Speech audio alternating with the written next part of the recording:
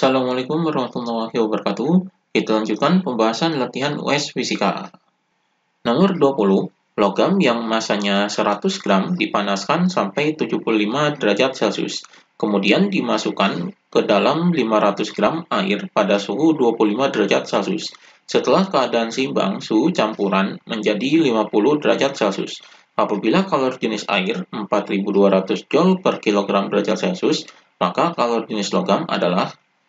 Jadi di sini yang diketahuinya ini massa logamnya. Jadi di sini adalah massa logamnya yaitu sama dengan 100 gram. Ini kita ubah ke kilogram karena di sini kalori jenisnya dalam kilogram. Berarti ini dibagi 1000 adalah sama dengan 0,1 kilogram. Kemudian ini suhu logamnya. Jadi di sini adalah T logamnya yaitu sama dengan 75 derajat Celcius.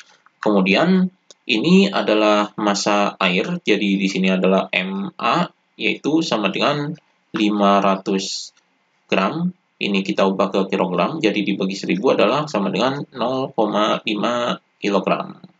Kemudian ini suhu airnya, jadi di sini adalah TA-nya, yaitu sama dengan 25 derajat Celcius. Kemudian ini adalah suhu campurannya. Jadi di sini adalah suhu campuran antara air dan logam, yaitu Tc, yaitu sama dengan 50 derajat Celcius. Kemudian ini kalori jenis airnya, jadi di sini adalah Ca, yaitu sama dengan kalori jenis air 4200 Joule per kilogram derajat Celcius. Kemudian yang ditanyakan adalah kalori jenis logamnya. Jadi di sini adalah C logamnya, yaitu sama dengan berapa? Jadi ini yang ditanyakannya.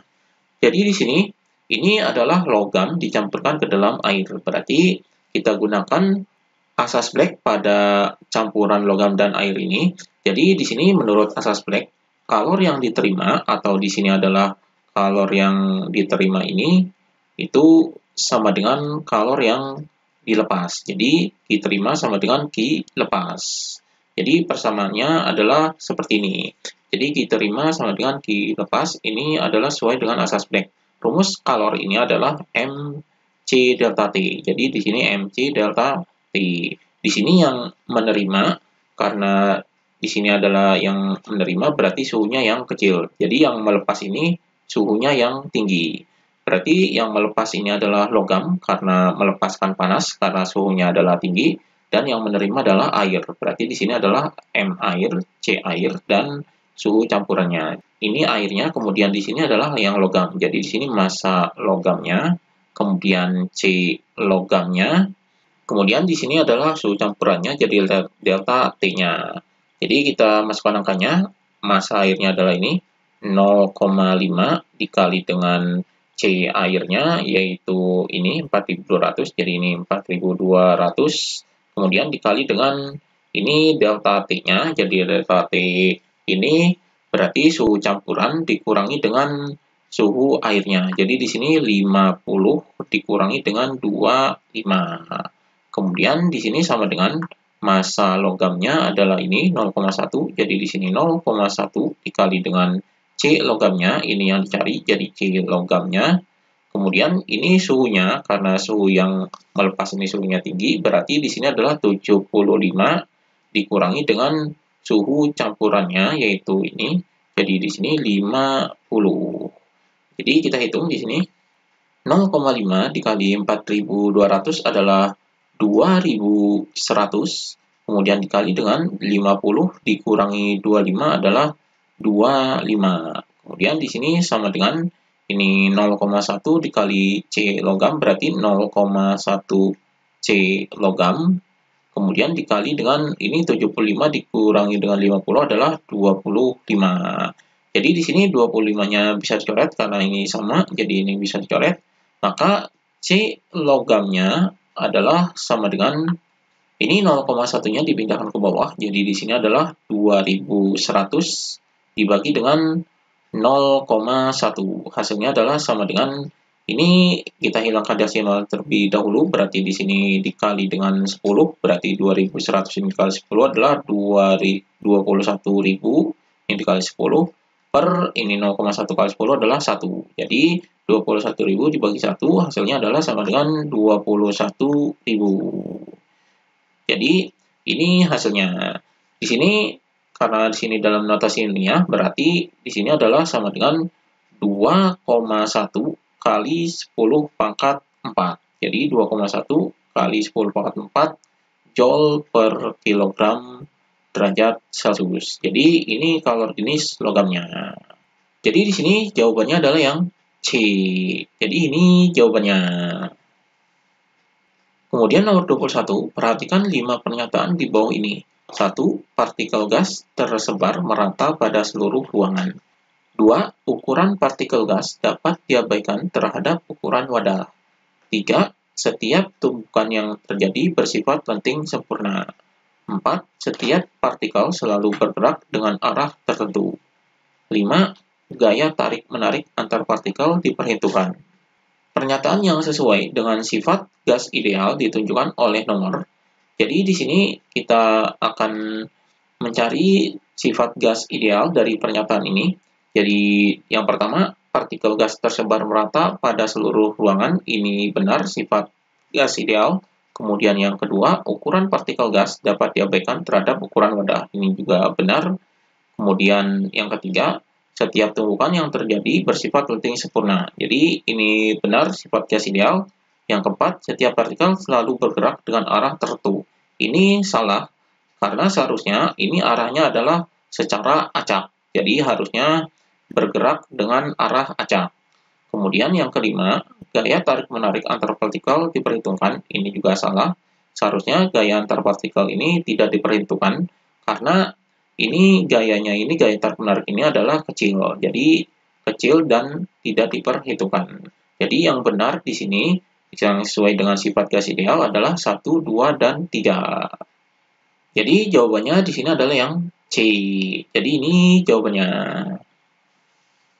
Kemudian nomor 22, suatu ruang tertutup gas ideal bersuhu 27 derajat Celcius mempunyai tekanan P. Kemudian gas dipanaskan sehingga suhunya menjadi 327 derajat Celcius. Jika volumenya naik menjadi 3 kali volume awal, perbandingan tekanan awal dan akhir gas adalah. Jadi di sini yang diketahuinya ini suhu awalnya. Jadi di sini adalah T1-nya yaitu sama dengan 27 derajat Celcius. Ini kita ubah menjadi Kelvin, jadi 27 derajat Celcius ini ditambah dengan 273. Hasilnya adalah sama dengan 27 ditambah 273 adalah 300. Jadi 300 Kelvin. Kemudian ini tekanan awalnya, jadi di sini adalah P1-nya yaitu sama dengan P. Kemudian ini suhunya keduanya, jadi suhu yang keduanya, jadi di sini adalah T2-nya yaitu sama dengan 327 derajat Celcius. Ini kita ubah ke Kelvin, jadi ditambah dengan 273. Hasilnya adalah sama dengan ini 327 ditambah 273 adalah 600. Jadi 600 Kelvin. Kemudian di sini volume akhirnya ini naik menjadi 3 kali volume awal. Berarti di sini V2-nya adalah sama dengan 3V1. Jadi 3 kali volume awal. Kemudian yang ditanyakan adalah perbandingan tekanan awal dan akhir gas. Berarti di sini adalah perbandingan P1 berbanding dengan P2 sama dengan berapa. Jadi ini yang ditanyakannya. Di sini kita gunakan rumus hukum Boyle dan Gay-Lussac yaitu P1 dikali V1 per T1 sama dengan P2 dikali V2 per T2. Jadi ini kita gunakan hukum ini. Jadi di sini P1-nya adalah tetap karena yang dicari adalah perbandingan P1 dan P2. Kemudian V1-nya adalah tetap. Jadi di sini V1 per T1-nya adalah ini 300. Jadi di sini 300. Kemudian di sini sama dengan P2. Kemudian di sini V2-nya adalah ini 3V1. Jadi di sini 3V1 per T2-nya adalah ini 600, jadi di sini 600. Jadi yang sama adalah ini V1-nya, ini bisa dicoret, jadi ini sama. Kemudian karena perbandingannya P1 dan P2, berarti P2-nya ini kita tukar dengan 300. Jadi P1 per P2 sama dengan, ini 300-nya dipindah sini, jadi dikali 3, jadi 300 dikali 3 adalah 900. 900 per ini 600, jadi tetap 600. Ini nolnya bisa dicoret, jadi perbandingannya 9 berbanding 6. Jadi perbandingannya di sini adalah P1 berbanding P2, yaitu 9 berbanding 6. Ini kita sederhanakan, jadi ini bisa dibagi 3, 9 dibagi 3 adalah 3, kemudian berbanding dengan 6 dibagi 3 adalah 2. Jadi ini perbandingannya, 3 berbanding 2. Jadi di sini jawabannya adalah yang C. Jadi ini jawabannya. Demikian pembahasan latihan US Fisika.